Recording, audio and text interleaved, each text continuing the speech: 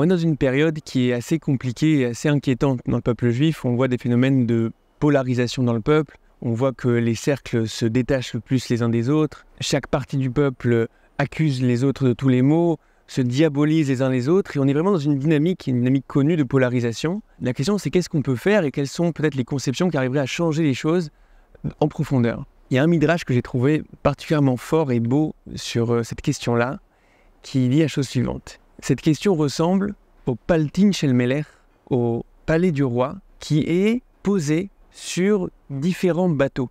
Si les bateaux s'éloignent, le palais tombe. De la même manière, si ces bateaux, ces différentes parties du peuple juif s'éloignent, il y a quelque chose qui est de l'ordre du palais du roi, du projet d'Hachem, qui ne peut pas se réaliser et qui tombe à l'eau.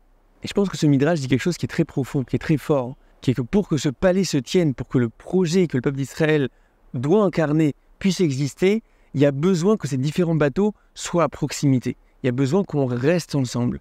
Il y a besoin que les différentes parties du puzzle se complètent. Chaque partie du peuple a des intuitions qui sont justes. Chaque partie du peuple représente, chaque tribu représente des aspects différents. Et il y a besoin, pour que cette alchimie prenne, pour que le palais puisse être là, pour que le projet qu'on doit incarner puisse exister dans le réel, il y a besoin que, justement, ces parties-là ne s'éloignent pas, mais se raffinent les uns les autres, se dialoguent, voient chacun ce qui dérange chez l'autre et l'oblige à ne pas se contenter à être dans son unique cohérence.